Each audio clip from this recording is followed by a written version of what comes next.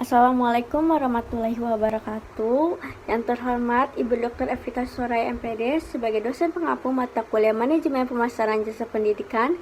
Perkenalkan, saya Fani Ramalia dari kelompok 4 yang akan memandu jalannya presentasi kelompok 4 pada saat ini. Kali ini kami akan memaparkan studi kasus dengan judul menata ulang strategi 7P pada sekolah swasta di daerah minim penduduk. Materi ini kami susun sebagai bagian dari pemenuhan tugas mata kuliah, dengan harapan dapat memperkaya pemahaman kita semua mengenai topik yang akan kita bahas. Adapun anggota kelompok 4 yaitu ada Muhammad Sabila Rosyad, Balkis Julfa Ariko, Sisi Kaurianisa, dan saya Fani Rahmalia. Baik, untuk materi pertama akan dijelaskan oleh rekan saya.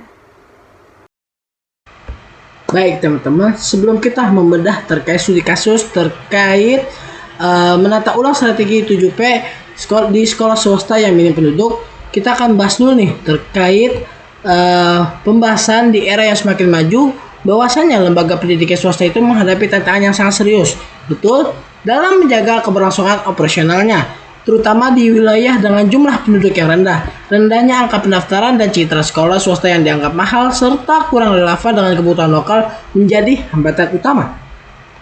Untuk menjawab tantangan ini, sekolah perlu memerlukan penata ulang strategi pemasaran dengan pendekatan 7P secara adaptif.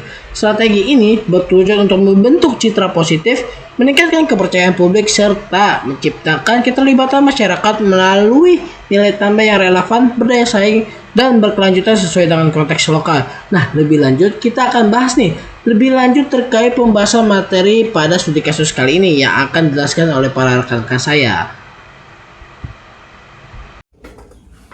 Nah, oke teman-teman, jadi di sini kita akan ngebahas mengenai deskripsi permasalahan dari studi kasus ini tentang sekolah swasta di daerah dengan kepadatan penduduk rendah yang menghadapi tantangan signifikan dalam menerapkan strategi pemasaran pendidikan berbasis 7P.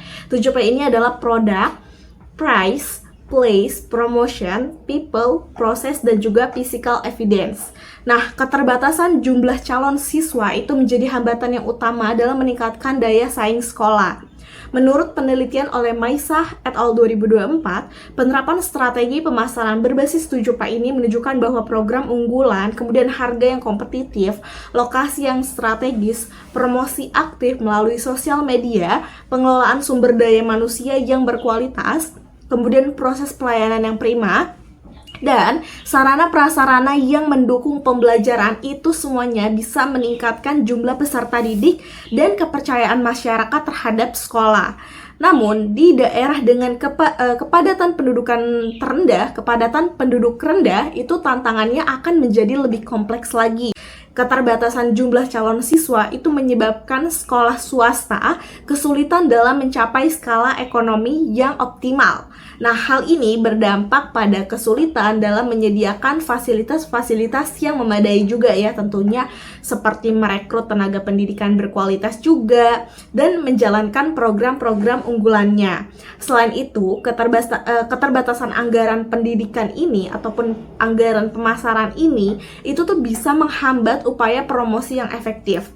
Menurut Maisah et al. 2024, sekolah swasta dengan anggaran pemasaran terbatas itu pastinya akan kesulitan dalam menggunakan media iklan yang berbayar. Contohnya seperti televisi, terus juga radio, atau kampanye digital berskala besar.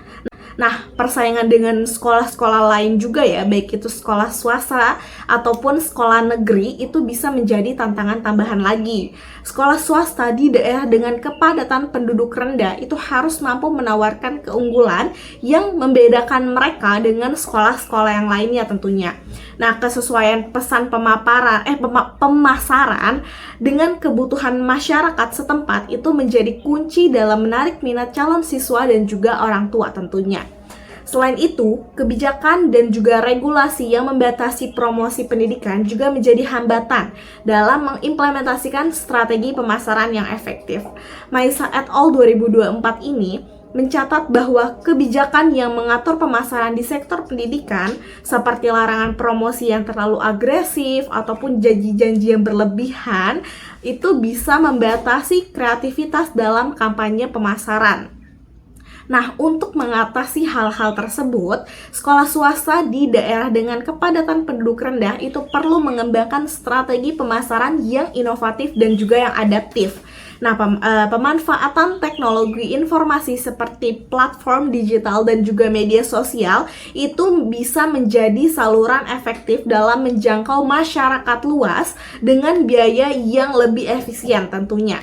Selain itu, kita juga bisa untuk menjalin kemitraan dengan berbagai pihak nih, seperti pemerintah daerah, terus juga komunitas lokal ataupun dunia usaha, sehingga kita bisa mendapatkan perluasan jaringan dan juga sumber daya yang tersedia kayak gitu. Kita juga penting ya untuk terus meningkatkan kualitas pendidikan dan juga layanan yang diberikan, sehingga kita juga bisa membangun reputasi positif dan meningkatkan kepercayaan masyarakat terhadap sekolah gitu. Sekian, terima kasih.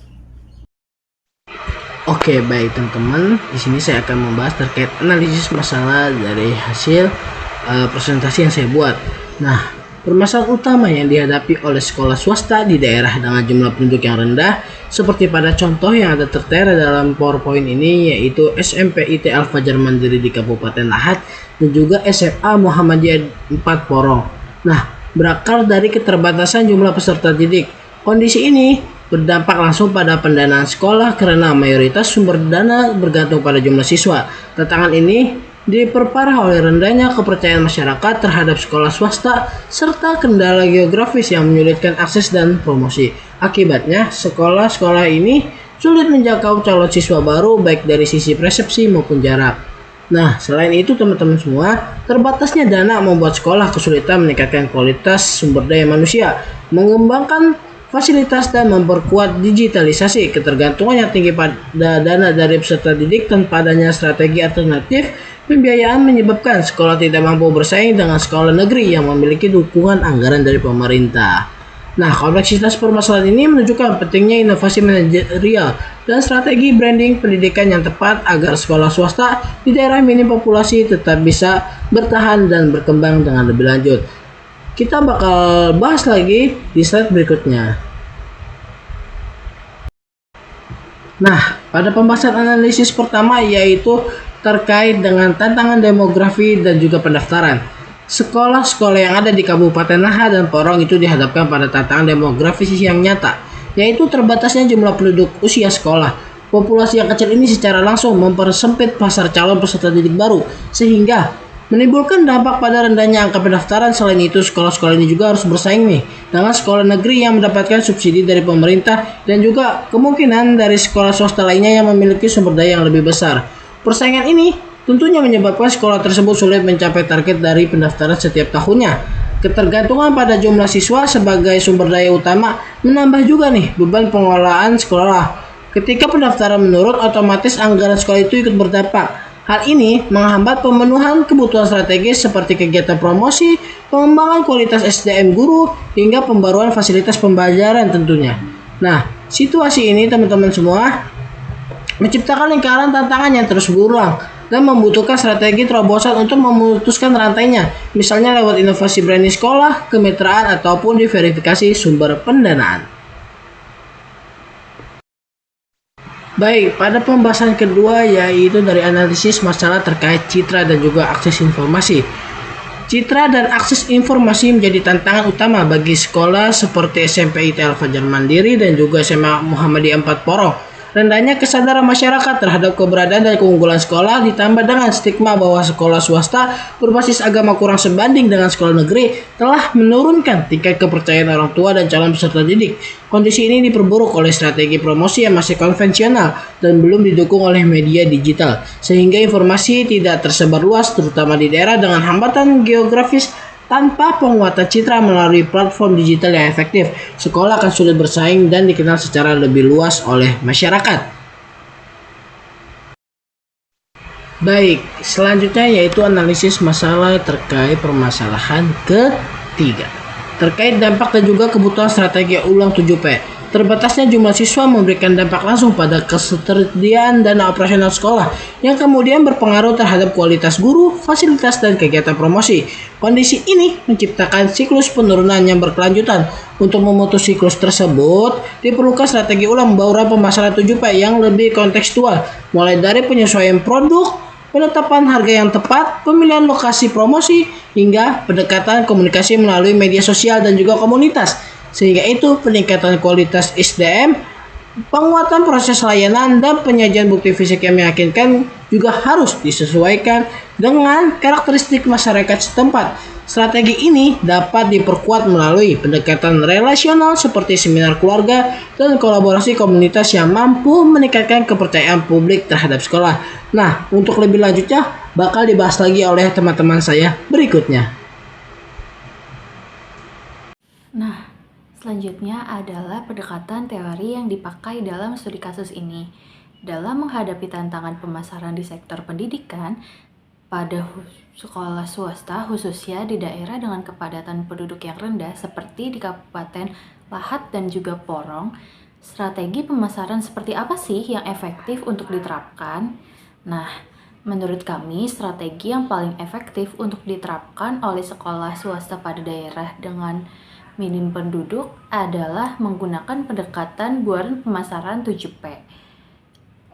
Pendekatan ini dipilih karena dilihat mampu memberikan kerangka yang menyeluruh untuk merancang, mengimplementasikan, serta mengevaluasi strategi pemasaran pendidikan yang ada di sekolah tersebut, yang tidak hanya menekankan pada produk, tapi juga pada proses pelayanan, interaksi manusia, dan juga bukti nyata dari kualitas layanan yang diberikan oleh sekolah. Nah, buaran pemasaran 7P ini tuh merupakan pengembangan dari konsep pemasaran tradisional 4P, yaitu produk, price, place, dan juga promotion, yang dinilai tidak lagi cukup untuk sektor jasa seperti pendidikan ini. Nah, penambahan 3 elemen baru yaitu people, process, dan juga physical evidence itu tuh membuat pendekatan ini lebih relevan dalam menjawab kebutuhan pemasaran lembaga pendidikan swasta, terutama yang berada di wilayah dengan keterbatasan populasi manusia serta daya beli yang rendah. Nah, adapun penjelasan dari masing-masing elemen teori 7P sebagai berikut. Yang pertama ada produk atau layanan pendidikan yang ditawarkan.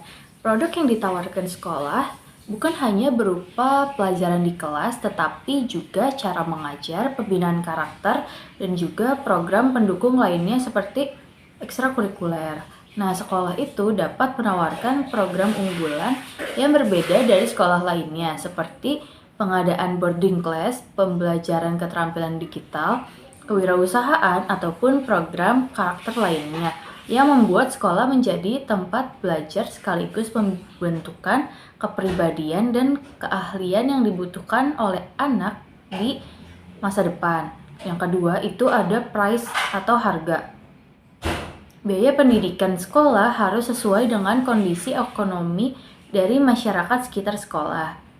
Pendekatan yang bisa dilakukan oleh sekolah dalam membantu meringankan biaya pendidikan adalah yang pertama menyediakan layanan cicilan biaya sekolah. Yang kedua ada menawarkan beasiswa ataupun potongan harga bagi keluarga yang kurang mampu. Yang ketiga ada menerapkan sistem subsidi silang. Murid dari keluarga yang mampu membantu murid yang kurang mampu. Hal ini tuh diharapkan mampu menarik minat orang tua karena biaya pendidikan merupakan salah satu faktor yang mempengaruhi pemilihan sekolah. Nah, yang ketiga ada place atau tempat. Nah, sekolah itu harus mudah dijangkau baik secara fisik maupun digital. Pendekatan yang bisa dilakukan oleh sekolah yang pertama itu ada lokasi sekolah yang tidak terlalu jauh dari tempat tinggal siswa. Nah, jika sudah terlanjur sekolahnya itu jauh, bisa dilakukan pelayanan antar jemput. Nah, yang kedua itu ada membuka pendaftaran melalui online atau website untuk memudahkan akses orang tua dalam menjangkau sekolah. Nah, yang keempat itu ada promosi ataupun pengenalan sekolah ke masyarakat.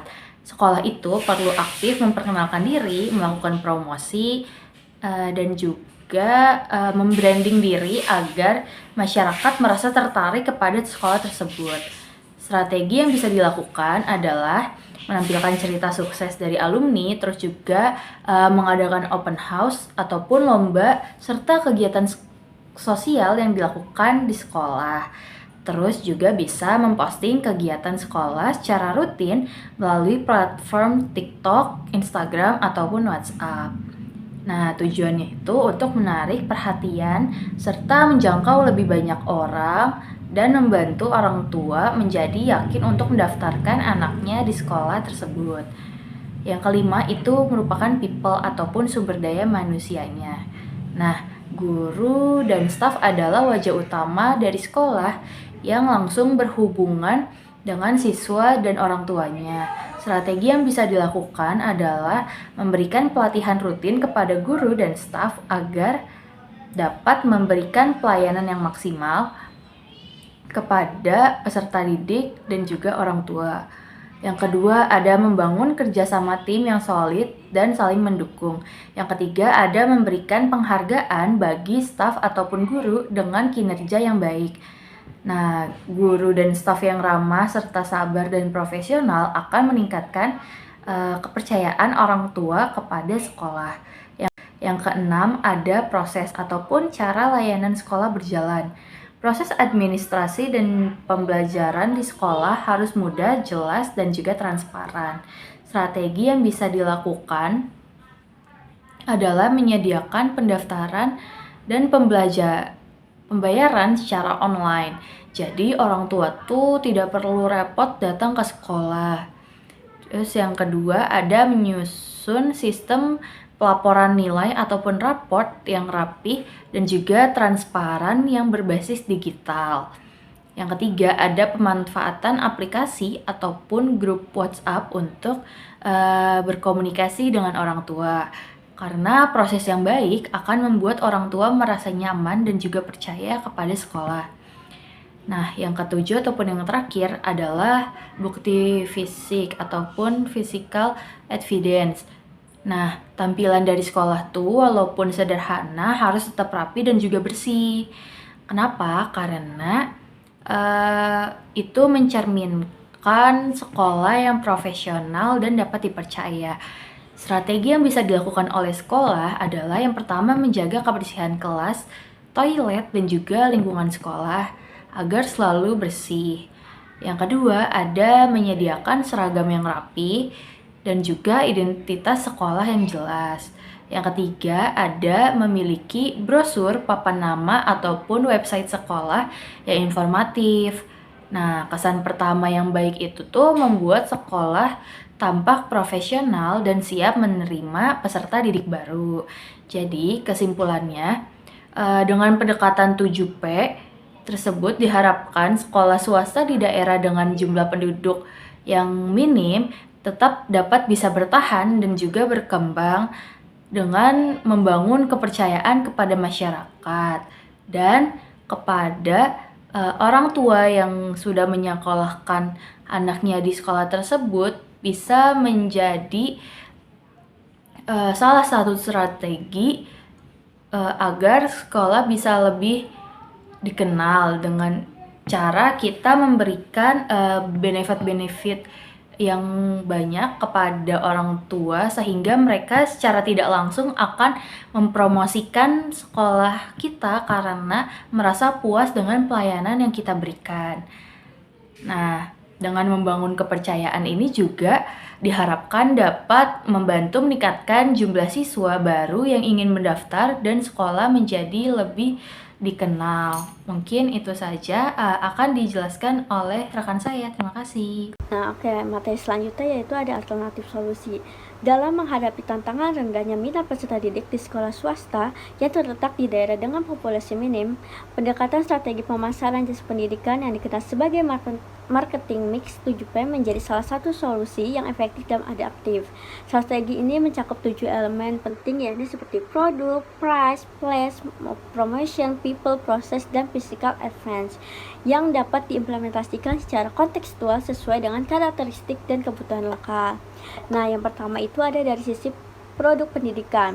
Sekolah perlu mendesain kurikulum yang relevan dengan kebutuhan masyarakat setempat.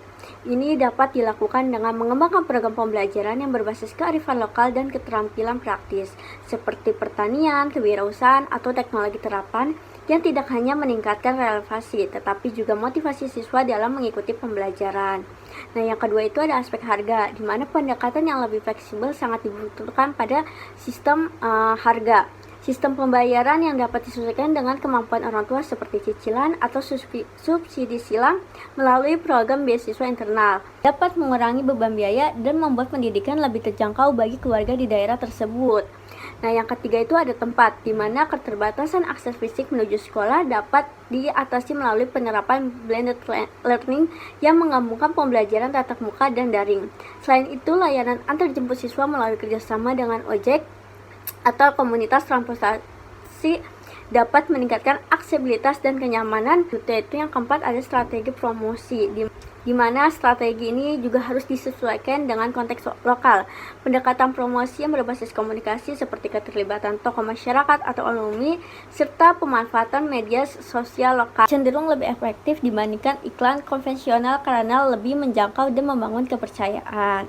Nah, sementara itu ada people atau sumber daya manusia. Sekolah harus secara rutin memberikan pelatihan dan insentif kepada guru dan staf agar mereka tetap termotivasi dan mampu memberikan pelayanan pendidikan yang berkualitas.